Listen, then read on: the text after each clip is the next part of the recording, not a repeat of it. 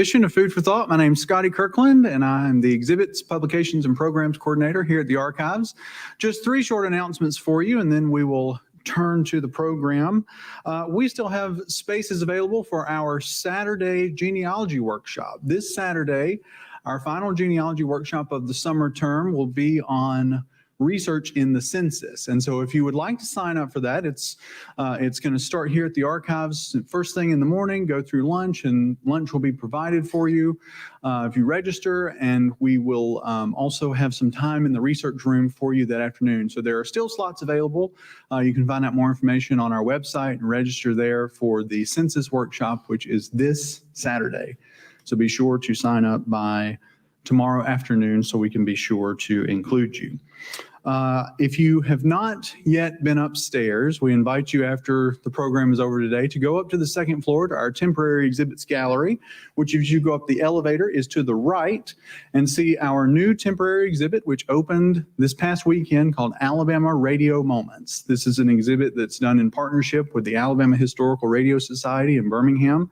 We're very excited about this exhibit. We think it's a really good follow-up to the previous 2 that we've had in that room. So go up today if you have time and take a look at that exhibit. And all throughout the run, which will be through next May of 2023, we'll be offering special programming related to that special exhibit. So these programs, which are also called Alabama Radio Moments, are going to kick off next week. So a special program on Tuesday, September 20th, right here in this room and streaming online with Sam Christensen. Sam is our exhibits curator and was intimately involved in creating the exhibit upstairs. He's going to talk to you about some of the early Alabama radio pioneers. So you won't want to miss that kickoff of that new special lecture series, and there will be more of those spread out throughout the coming months that you will want to participate in as well. Finally, our October Food for Thought will continue on the 3rd Thursday, which is October 20th. Ashley Dumas, archaeologist at the University of West Alabama, is going to be our speaker, and she's going to talk to you about some of the discoveries made in the continuing search for Mobilla. And you probably have seen some of that in the news recently. So it's not often that you come to a history lecture and hear breaking news, but you might just hear some on the 20th. So we encourage you to come back for that. Also, I encourage you, if you're not a member of our Friends organization, to see me afterwards or pick up one of the brochures at the back. This lecture series is always made possible with support of our friends, and this year is also done by a donor in honor of Mike Jenkins, who of course was a longtime attendee and a longtime friend of the agency. Speaking of friends of the agency, Matthew Downs, our speaker today, has been one for as long as I can remember. He's the Dean of the College of Arts and Sciences and an Associate Professor of History at the University of Mobile. He's author of Transforming the South, Federal Development in the Tennessee Valley, which was published by LSU Press in 2014 and was the 2015 recipient of the James Soulsby Book Award from the Alabama Historical Association. He's co-editor, more recently, of a book called The American South and the Great War, also by LSU Press, and he serves as the editor of the Alabama Review, which is the quarterly journal of the Alabama Historical Association. Matthew is particularly interested in the process by which Southerners, and especially Alabamians, negotiated the forces of modernization in the 20th century, which he will be touching on today. Matthew is a longtime friend not only of the agency, but of mine, and he is one of the only deans of a history department in the state of Alabama that actually looks good in a bow tie. So, Matthew, we thank you for coming today, and come share with us. Very high praise from Scotty. Thank you, Scotty. One quick note, in the original version of this, I plan to go all the way through Prohibition in Birmingham. I've scaled it back a little bit just because when I started doing research, this particular period was very fascinating, and I'll explain why.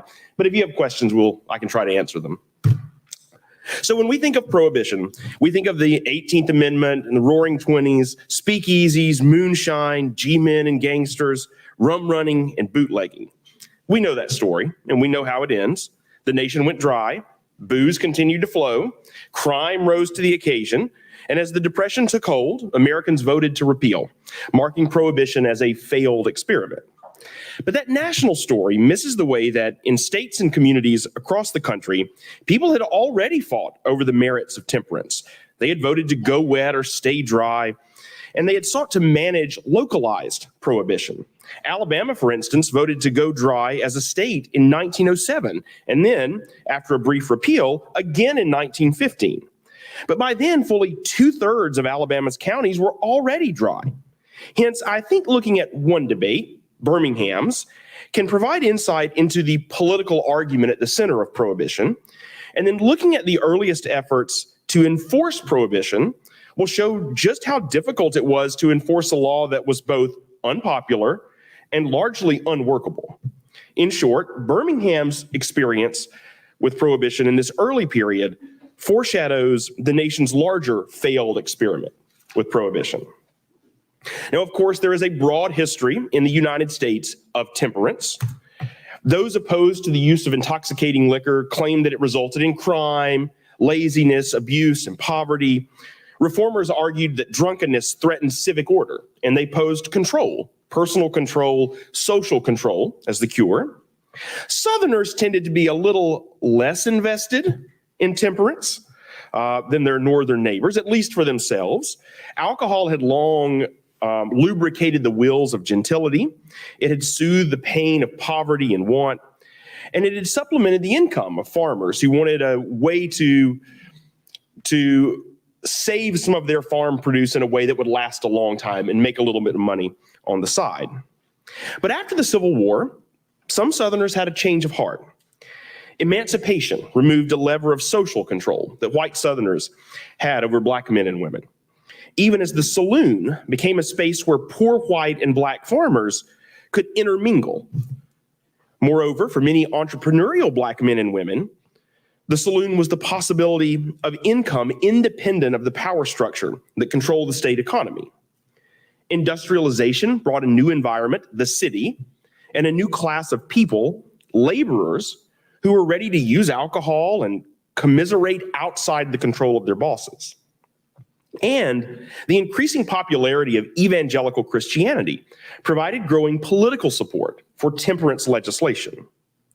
Birmingham and the surrounding communities of larger Jefferson County proved very susceptible to this shifting view on booze. By 1890, Jefferson County was the largest in Alabama. It was booming on the growth of the mine and the mill. Between 1900 and 1910, Birmingham grew by 200% to become the largest urban area in the state with over 130,000 residents. As it boomed, the city developed a reputation as the center of crime and immoral behavior. As early as 1890, newspaper reporters and editorialists referred to bad Birmingham. You have to say it like that, bad Birmingham, as a place where reformers had to work to address this rise in criminal activity. And by the first decade of the 20th century, many reformers believed that the root of the city's ills was the availability of liquor and the pervasiveness of the saloon. Birmingham's rapid growth came just as the temperance movement in Alabama, as in other parts of the country, began adopting new strategies to try to address the abuse of alcohol. Instead of personal appeals for abstinence, reformers demanded laws to restrict production, to restrict distribution. At first, a lot of those laws were limited in scope, things like restricting where a saloon might be located, putting in place licensing laws that would require owners of saloons to pay a high fee in order to get the privilege of selling. There were a lot of educational laws that required states or required communities to teach children the evils of alcohol. And so hence we have a pamphlet by the WCTU explaining how to teach children that alcohol is bad. There were even some places, and this was most notably in South Carolina, in which the state itself would dispense liquor and created these retail spaces called dispensaries in which the state sold alcohol. But in Alabama, the most prevalent of these early efforts to use political power to stop the spread of liquor was what was called the local option, an election triggered by a successful petition that would allow voters to determine whether their community would ban the distribution and manufacture of liquor. In Alabama, some communities used the local option to go dry as early as the 1870s. But all the way through the 1890s, there was no one method for Alabama's dries. Instead, the state was this piecemeal mixture: wet counties, dry counties, licensing counties, dispensary counties, and some counties that had weird mixtures of all four in one place. Very few reformers thought Jefferson County had any hope of being a dry county. Now, rural voters in Jefferson County tended to support Prohibition, but urban Birmingham, with a staunchly wet workforce, with a significant population of immigrants, many of whom came from countries without notions of temperance or kind of aversion to alcohol, and many non-evangelical Christians, had no interest in a local option vote to go dry. Moreover, the licensing revenue from Birmingham saloons, and Birmingham had about 200 saloons at the turn of the century, provided a very essential income for the city, especially because city authorities were very hesitant to raise taxes because they were afraid they would run off potential industries. So they used licensing fees to fund city services. The city's economic elite, many of them the industrialists who owned and operated factories that employed those wet workers, also rejected Prohibition. They worried that if Birmingham went dry, they wouldn't be able to recruit laborers to the region. And they understood, I think, that saloons provided this fairly safe outlet for those working in dangerous conditions for paltry pay. It was better to let workers get drunk than to think about letting them join a union or think about raising their wages or improving conditions in the mine. One historian, Brian Kelly, said that a lot of industrialists viewed Prohibition as, quote, an unwarranted intrusion on workers' leisure time. At the same time, there was a very significant block of reformers active in the state as a whole and in Jefferson County, driving the discussion on the merits of alcohol. There were two large national prohibition groups that had a presence in the state: the Women's Christian Temperance Union, or the WCTU, and the Anti-Saloon League, or the ASL. The WCTU formed its first branch in Alabama in Tuscaloosa in 1881, followed by other local branches, and then in 1887, a state chapter.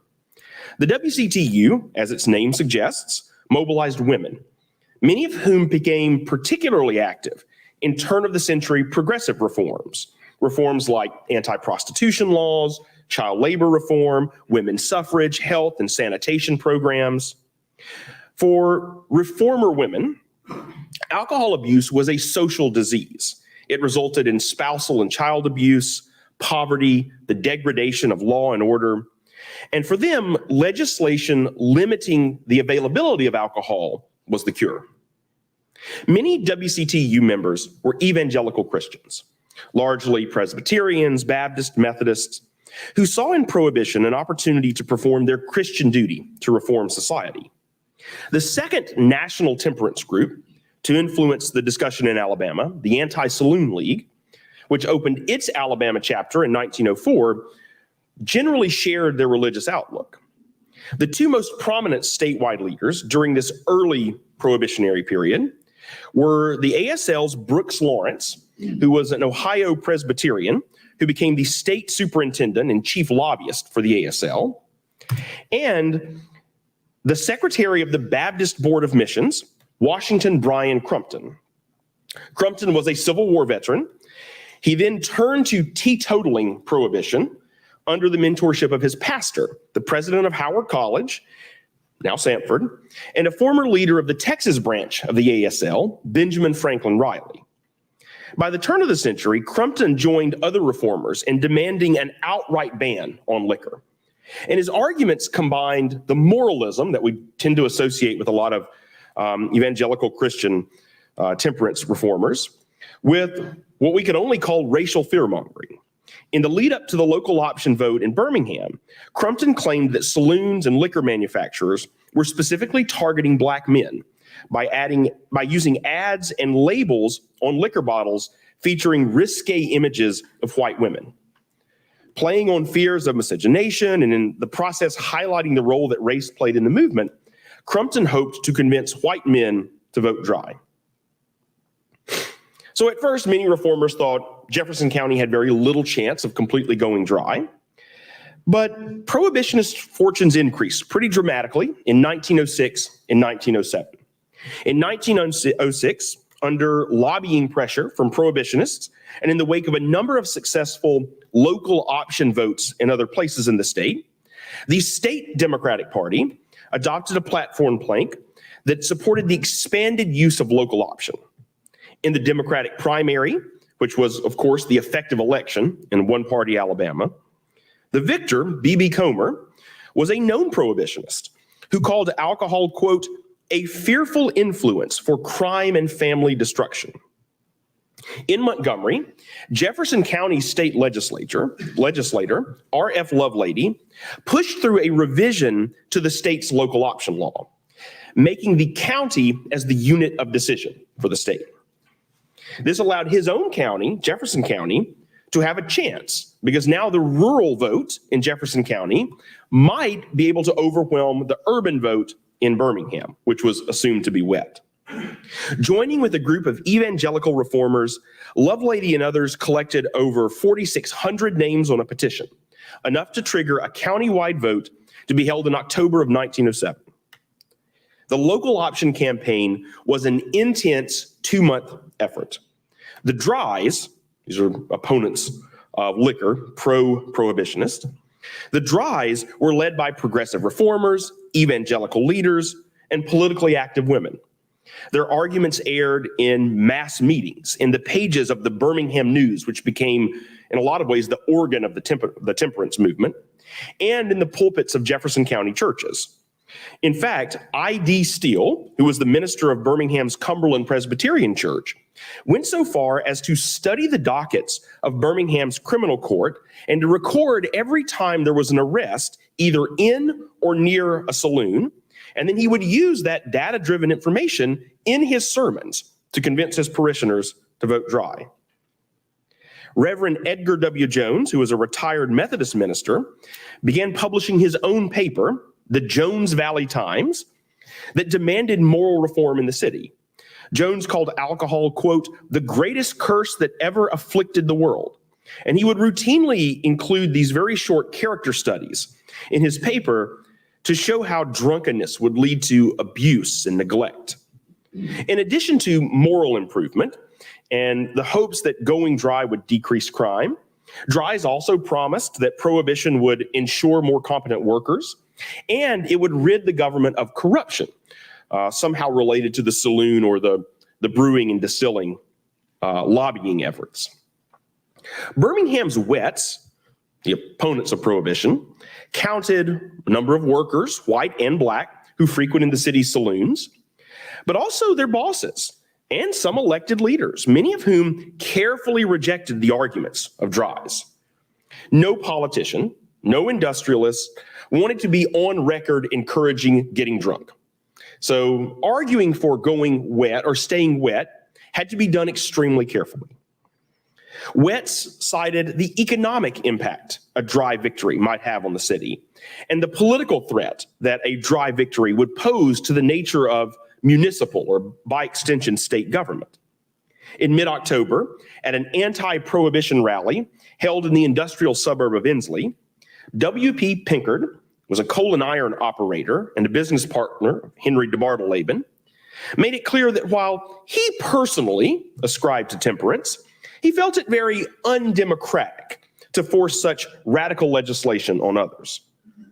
Many state politicians shared Pinkard's concerns, defining prohibitionist legislation as a violation of personal liberty. Oscar Underwood, soon to be a senator from Alabama, would argue that morality must result from, quote, the heart, following the teachings of God, not from the force of men. The Montgomery Advertiser, voicing the concerns of conservative Democrats, suggested that prohibition was, quote, a violation of individual liberty. Many wets in the city government also worried that ending the sale of alcohol would threaten the city's financial health. Mine and mill owners worried that prohibition would affect their ability to attract skilled workers to the area. Other economic fears were foundational. The city of Birmingham relied on fees, including saloon license fees, in order to fill city coffers. Because many of the large mills in the region lay outside city borders, tax revenue, as limited as it was, did not even reflect the industrial output of the city. But the city still tried to provide services and accommodate workers who labored in those mills. Walker Percy, the son-in-law of Henry de Bartoleben and a very prominent attorney in the city, warned that if successful, the prohibitionists would deny the city funding for those public services, including, he said, money for the city school system. This debate put some leaders in a very uncomfortable position. No one more than Birmingham's mayor, George B. Ward. An investment banker and a booster, Ward ran for office in 1904 in the hopes of instituting what he called good government. He created a red light district in the city in order to cordon off establishments that he and other members of the urban elite viewed as sordid. He also called for a high license for saloons in the city, raising the amount of money it took to license a saloon to $2,500 per year. Ward saw this as a dry position, as a prohibitionist position. He argued that it limited the number of saloons. No one could afford it. It also limited who was allowed to run saloons. And it made drinking harder.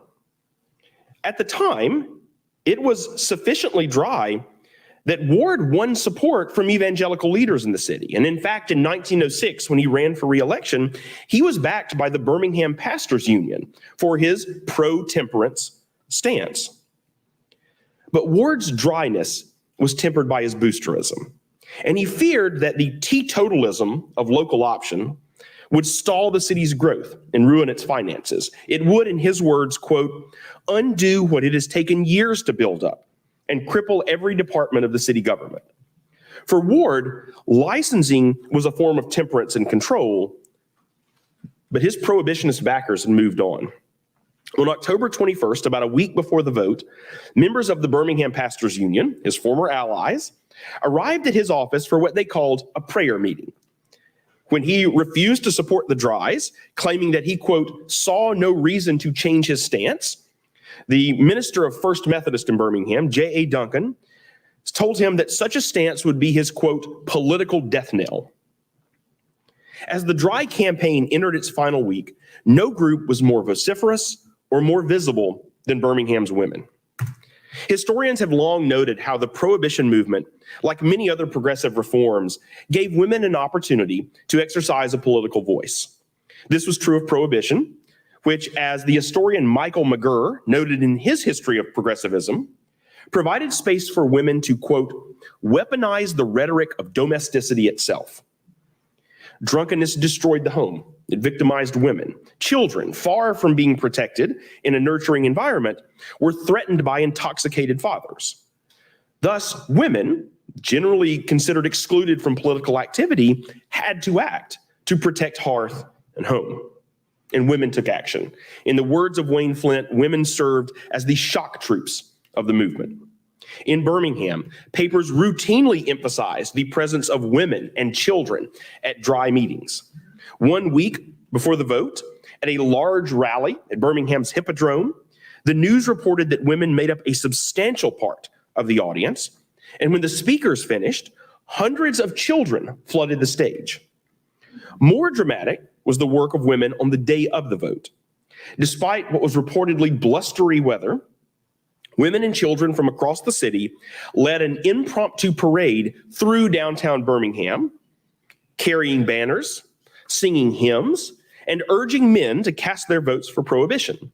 Many of the signs held by the paraders, and you can kind of see a little bit here in this picture, kind of see them in the background, referred to that weaponized domesticity that McGurr noted, including signs that say things like, save the boys, save the girls, vote for our home. You can see home sweet home back there in the background.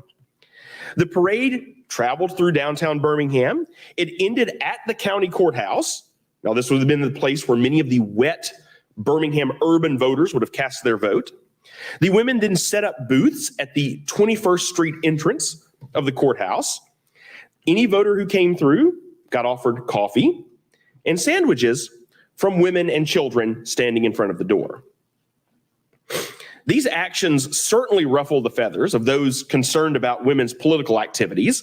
The Montgomery Advertiser reported some grumbling that women were approaching, quote, every man who came to vote. Read into that what you will. But for the Drys, women's prohibitionist work proved very effective. On October 28th, 1907, voters went to the polls, and by that night, the results were clear. While the city precincts and a couple industrial suburbs went wet, the majority of Jefferson County voted dry. The prohibitionists won by 1,800 votes out of a total 9,000 ballots cast. The Jones Valley Times gushed that, quote, the hosts of God lined up in one solid phalanx against the devil and his cohorts. Brooks Lawrence took a very similarly evangelical tone, crediting Providence with a big P. He also credited women with a big W for the victory. Mayor Ward, trying to toe that line, acknowledged the results and promised to give prohibition, quote, an honest, fair trial as they worked for, quote, big, clean Birmingham. Most circumspect, I think, was a group called the Property Owners and Good Government Club, which was made up by a lot of the industrialist leaders, including Henry DeBartoleben, which simply said prohibition will bring negative economic consequences for the city. It's going to be bad. The victory in Birmingham fully convinced those prohibitionists across Alabama nervous about trying to attempt a statewide ban. Governor B.B. Comer had already approved a special session for November, and he had made clear that if dry legislators wanted to introduce prohibitionist legislation, he would consider it. On the first day of the session, A.H. Carmichael introduced legislation prohibiting the manufacture and sale of alcohol statewide. It very quickly passed the state house and the Senate, and on November 23rd, Comer signed the legislation into law. In rapid succession, Birmingham went bone dry on January 1st, 1908, followed exactly 1 year later by the state as a whole. Alabama's prohibitionists had seemingly won a complete victory. But the ease of that victory belied the difficulty of actually enforcing the law, at least in places where a substantial portion of the population did not share the Drys' moral certainty. In Birmingham, efforts to enforce dry laws ran up against an urban population determined to drink. Now, authorities were initially optimistic.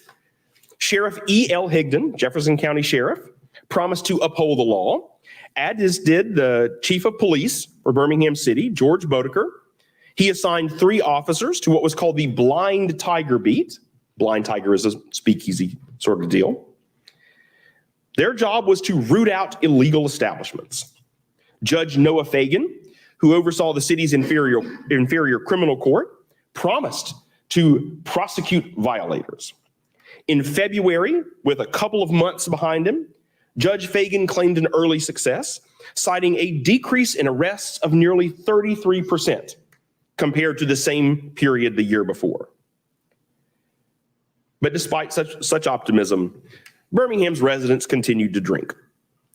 Some of the alcohol was imported, either from wet counties, and there were several wet Alabama counties in that year in between Birmingham and Alabama going dry, and then from neighboring states and from other parts of the country that remained wet. In the county, moonshining and bootlegging increased to meet demand. In fact, as early as March 1908, reports surfaced of a very organized bootleggers union operating in Birmingham. By April, some new private clubs had sprang up in the city. These clubs were ostensibly organized for the, quote, protection of literature and art, but they offered their members alcohol. By all accounts, the dues you paid were bar tabs. Figure that one out. By 1909, a correspondent for Leslie's Weekly reported that the law was being openly flaunted in Birmingham. Whiskey and beer were sold undisguised in parts of the city, in restaurants that featured, quote, the same old signs, the same old fixtures, and the same old barkeepers.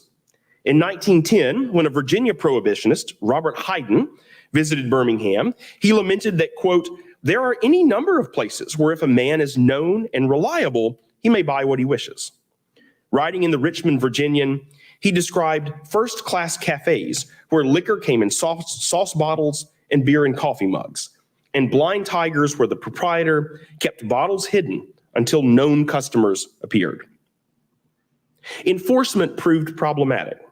Birmingham police and Jefferson County sheriff's deputies both sought to root out violators, but the operators of blind tigers often distributed alcohol with discretion. And so authorities relied heavily on informants, white and black, who felt comfortable navigating this quasi-legal underworld to purchase liquor, then report on that purchase to authorities who could then come back to try and catch criminals in the act. Often, authorities would use individuals either accused or convicted of crimes in exchange for reducing or negating a sentence. Using alleged criminals to catch alleged criminals complicated efforts to punish actual violators. Let me give you a couple of examples to help demonstrate this. Joe Wynn was a black man who served as a spotter for the Jefferson County Sheriff's Department. He had a criminal record, and he may have served in a kind of unofficial capacity as the Sheriff's Department's livestock hostler. He took care of the horses. In September of 1908, Wynn accompanied deputies on a series of raids in North Birmingham. After successfully raiding a soft drink establishment and arresting the proprietor, deputies then approached a house down the street belonging to Mary Davis. They left Wynn and some prisoners out on the porch. They went inside. They conducted a search. They turned up half a case of whiskey. But as they were continuing their search inside the house, they heard a gunshot. They came outside to find Wynn shot, ostensibly by a customer of that soft drink establishment that Wynn had pointed out as a place selling illegal alcohol, but who had evaded arrest while inside the soft drink establishment. Wynn survived thanks to a series of surgeries, but his ordeal was far from over. 3 months later, on Christmas morning, Wynn was robbed by a group of black men who the newspaper believed ran an alcohol ring in part of the city. The next April, he was arrested and indicted for murder after accompanying a group of sheriff's deputies on a raid of an illegal craps game. By the end of the year, Wynn had also been charged with embezzlement and forgery. Wynn served in a very valuable role for the deputies. He could access blind tigers, especially in black neighborhoods, without drawing suspicion. As Sheriff Higdon noted, quote, "You have got to handle fire with fire, and Negroes are almost indispensable in getting into certain places." But that job put Wynn in direct danger, both from the patrons of blind tigers, like the assailant from the September raid, and from criminal gangs that ran alcohol, presumably the group that robbed Wynn at Christmas. Moreover, the very act of doing his job, gathering information on illegal activities, put him at risk for arrest, especially when he operated outside of the police's jurisdiction or the sheriff's jurisdiction. Wynn's arrest at the craps game came at the hands of Birmingham's police, who were conducting their own gambling raid and caught him as part of it. Sheriff Higdon issued a mild rebuke, suggesting that Birmingham's police should, quote, "focus on blind tigers instead of on Wynn." But Higdon seems to have done very little to defend or protect Wynn from prosecution. Wynn was a victim of circumstance, it seems, but other informants actively exploited their position. M. Mays was a young white man employed by the police to inform on both prohibition violations and illegal gambling. Mays had come recommended to the police chief by Judge Fagan after Mays had appeared before the court to answer questions related to his previous job as a shipping clerk for a liquor wholesaler. And he was effective. On January 29th, 1908, Mays entered a room at the Metropolitan Hotel. He asked the bellboy to bring him a bottle. He took a sip to confirm its contents, and then an accompanying officer made the arrest. But then a few days later, Mays seems to have crossed a line. He entered another hotel, the Colonial Hotel, and he confronted Joe Brady, an actor with a traveling troupe who Mays supposedly witnessed drinking. Claiming to be a police officer, Mays asked Brady for a bribe, $25, to prevent his immediate arrest. Brady's manager paid the bribe, but then someone informed authorities, And later that day, police arrested Mr. Mays, who was wearing a new shirt, a new tie, and some shiny new shoes, clearly purchased with the bribe money. Chief Bodeker denounced the bribe, but then also admitted he had employed Mays to do this work, that his officers regularly accompanied Mays to places where alcohol was sold, and that he had even given Mays money to, quote, help in the work. Mays was convicted of bribery and sent to jail. I have to tell you, his story gets even more fantastic. Mays and 2 other men attempted to break out of the city jail by chiseling a hole in the wall. He got caught in the act, and officials promised that if all of that evidence stood up in court, they were going to send Mays and his co-conspirators out to the convict labor camps dotting the county. That authorities relied on individuals like Mays and Wynn demonstrates the difficulties in policing an illicit economy.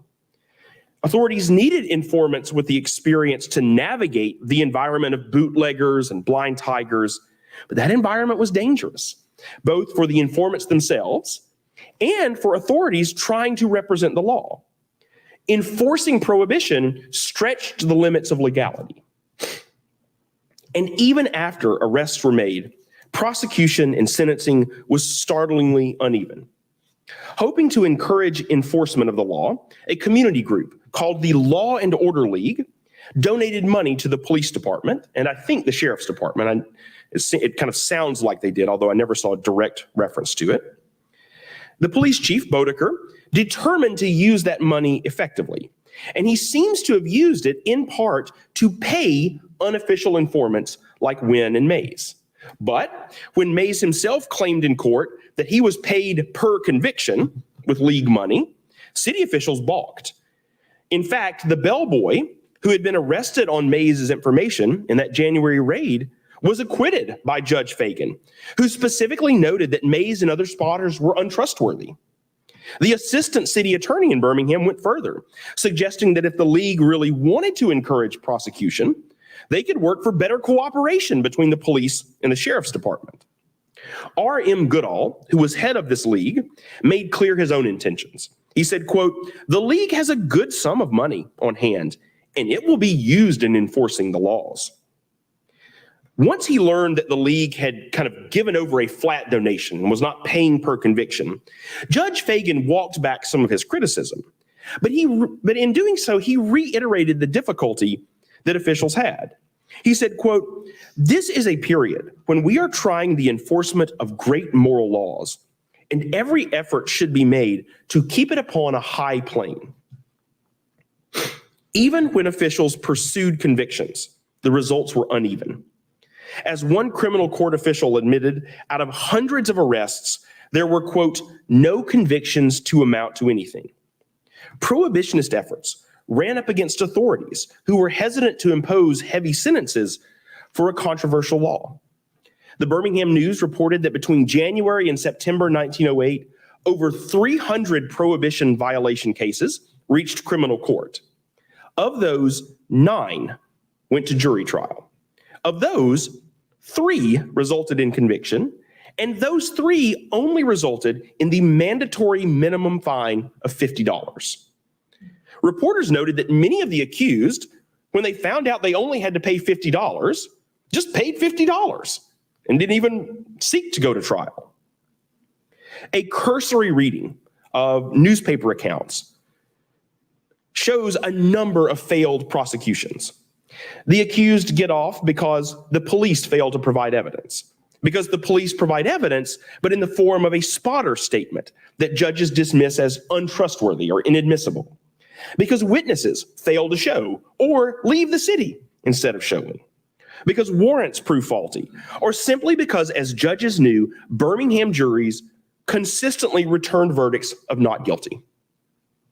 In July of 1911, Judge A.O. Lane reported that of nearly 900 arrests during the 2.5 years of local prohibition, 3/4 of the individuals were convicted, many of whom simply paid the minimum fine. But Lane continued.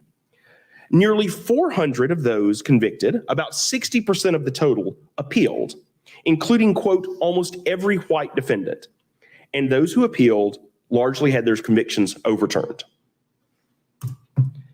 As early as 1909, the problems associated with enforcement combined with existing political resistance at the state level to reverse Prohibition's momentum.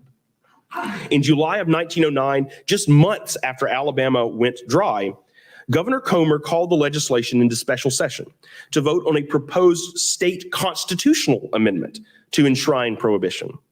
Opponents stressed personal liberty, including the state's most prominent Democrats: Joseph Johnston, Emmett O'Neill, John H. Bankhead Sr.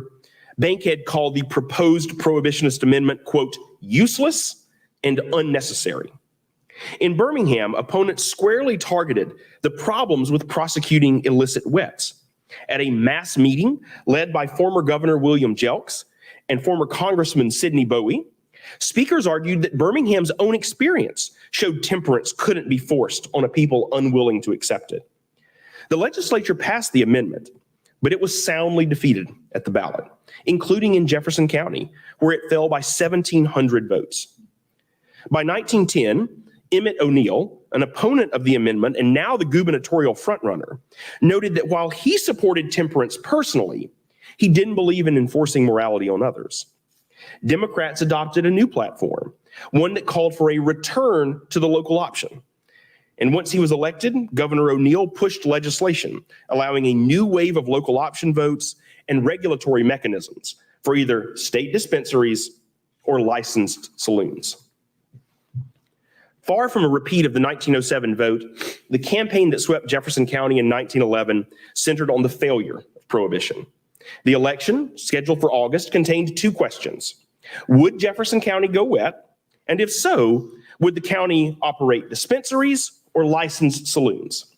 Unlike 1907, in which the wets found themselves on the defensive, those who hoped to undo Prohibition noted the lack of convictions and the struggle to enforce moral laws. Typical was the argument of James Weatherly, a member of the city's Board of Commissioners. He informed constituents that as much as he personally felt liquor to be a social evil, Prohibition was a, quote, crude form of oppression that resulted in, quote, a secret and continuous violation of the law. He promised he would vote wet, though he said, quote, how much wet, I have not decided.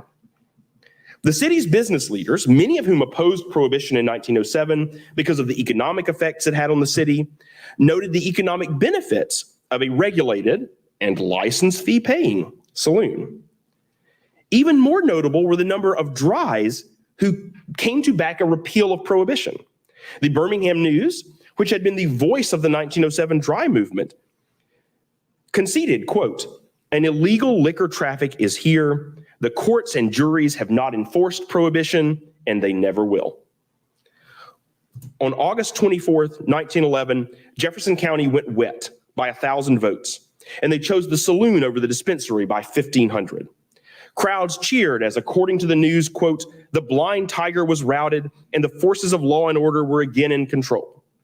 On September 8, Judge Hugo Black threw out all of the Prohibition-related cases on the docket, and he claimed that, quote, Prohibition is not in effect here. Governor O'Neill appointed a county excise commission tasked with authorizing saloon licenses and collecting the associated fees. Eventually, that commission approved 140 distributors and collected nearly $300,000 in fees. At the same time, officials were forced to admit that the blind tiger remained unconquered. W.C. Agee, the Excise Commission chair, claimed to receive information on 750 blind tigers operating in Jefferson County, and he routinely criticized enforcement officials for looking the other way in regards to unlicensed dealers. The new sheriff, Walter McAdory, contested the number, but then noted that in December 1911 and January 1912, he had arrested hundreds of individuals, white and black, men and women, for violating the license and regulation statutes. Of course, Birmingham's failed experiment with Prohibition wasn't its last. Statewide, the dry lobby continued to exert political power, particularly among religious voters and in rural areas. The ASL and the WCTU and evangelicals pushed voters to select state legislators who would support a renewal of Prohibition. And in Washington, D.C., Alabama's most famous prohibitionist, Richmond Hobson, tried and failed to push through national prohibition as early as 1913. In January of 1915, the state legislature again passed prohibition, this time accompanied by very strict enforcement measures. In December of 1917, Congress passed the 18th Amendment, prohibiting the sale, transportation, and manufacture of alcohol. And on January 14th, 1919, Alabama's legislature ratified it by joint resolution, followed 4 days later by provisions that outlined what they called a, quote, bone dry enforcement. This time, prohibition lasted over a decade. Through the 1920s and early 1930s, Birmingham, as in almost every other jurisdiction in the country, struggled to enforce prohibition. 3 days before the state ratified the 18th Amendment, Alabama's director of state enforcement called Birmingham, quote, the wickedest place in Alabama. State authorities arrested thousands of individuals for liquor violations and even increased funding and personnel, but to no avail. In 1921, Jefferson County sheriff admitted that the town was, quote, flooded with liquor runners who were, quote, better organized than we are. And 9 years later, the Birmingham News reported that mobs were, quote, blatantly using the public streets to transport their booze. A post-prohibition federal investigation suggested that drinking decreased in Birmingham only after prohibition was repealed. If Birmingham's early effort was an object lesson in the difficulties of prohibition, nobody learned from it. Birmingham's first prohibition and its failure reflect a city in transition. Much of the fear associated with the dry movement centered on the behavior of industrial workers, the nature of urban living, fears of racial interaction. Liquor and anxiety over its abuse stood in for ways that Birmingham's environment represented something new in the New South. The debate over prohibition reflected the emergence of new political powers, women, and evangelical Protestants, who confronted the old establishment, the big mules and their colleagues in municipal government. The drama of prohibition's success and failure served as growing pains for the Magic City and as a kind of microcosm for the effort as a whole. Prohibition succeeded at the state level when Jefferson County backed the movement, and it reverted to local option when Birmingham proved the futility of enforcement. In the weeks leading up to the 1907 vote, the Birmingham News promised, quote, as Jefferson County goes, so goes the state. History proved the paper right, but in ways the prohibitionists didn't expect. Thank you.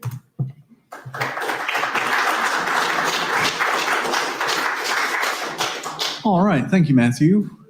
Invite our viewers online to post a question. We can take those as well, and we'll take a few from here in the audience if anyone has a question.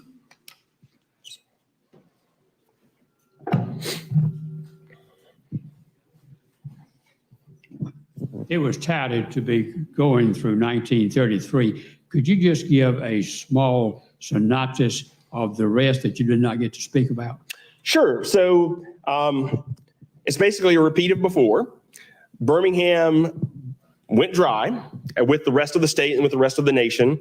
Authorities struggled to contain enforcement. State authorities focused a lot on Shelby County. Shelby County was a source of bootlegging and supplying the wet individuals of inner city Birmingham. Birmingham authorities made a good effort to try to enforce it, including Hugo Black, who helped do some of the investigating. It didn't work. People still drank.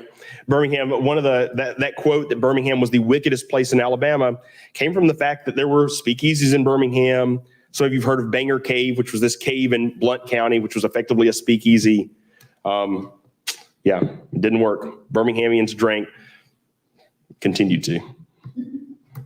Another question here? If there was the fear by the anti-prohibitionists that the city coffers would suffer, did they? They did, because there was no effort in Birmingham to replace that lost revenue, right? Birmingham had this fee system, and it was basically using taxes on what we would think of as sin to cover the fact that they didn't want to raise industrial taxes, what we would call corporate taxes, and they didn't replace them. And so, yeah, Birmingham's finances dropped, especially when we get into kind of the 1920s version of Prohibition. This is not a time when you want to see decreased economic finances with the onset of the Great Depression. And so I think there's probably a connection between the impact of Prohibition and the fact that some people thought of Birmingham as one of the hardest hit cities in the country, the fact that they didn't replace that revenue. Absolutely. Okay.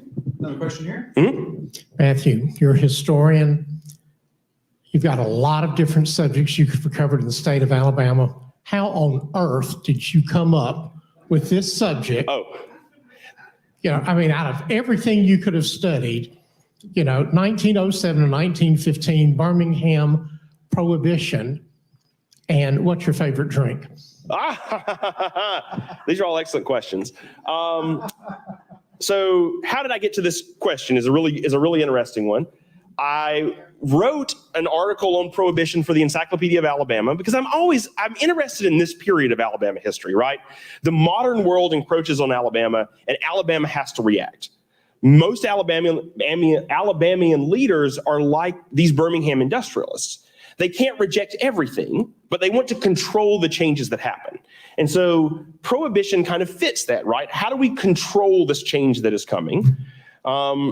After I wrote for the Encyclopedia of Alabama, I presented on it. I then kind of wrote an article that's going to come out in Alabama Heritage on it. I got asked to do this.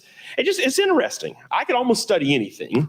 What's my favorite drink? I'm currently employed by a Baptist university. My favorite drink is sweet tea.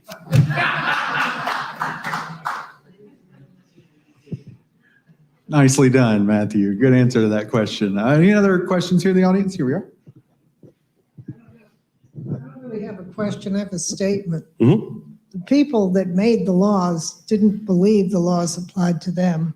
Oh, that's very true. And I've read stories where you went to church on Sunday and then you went to the club and they served you a drink in a teacup. There's a historian, I can't remember exactly what book it was in that I read it, who said that Prohibition was good, didn't matter if you were a drinker, as long as you had the money to buy it and the intestinal fortitude to stomach it. And if you could do both those things, it didn't really affect you in any way. So follow up on that, a question, do we know the names of some of those people who profited off of that early Prohibition? Are those names that will come back up in later years of 20th century Birmingham? Are there politicians or notorious figures of any sorts? That's a good question. And I didn't, in doing kind of who profited from Prohibition. Right. I'm not really sure I know of any, Scotty. I didn't see any that I recognized, but I don't know. I didn't notice any. George Ward is probably a good example in that he kind of suffered, right? His side loses. George Ward ran for sheriff in 1910 and lost. But then he came back to city council and he was in the city commission for Birmingham for a long time. So I don't think a lot of these guys were hurt too poorly because of it. We have time for one more question if there's one in the audience. Are there any dry counties in Alabama now? So yes, there continue to be some dry counties.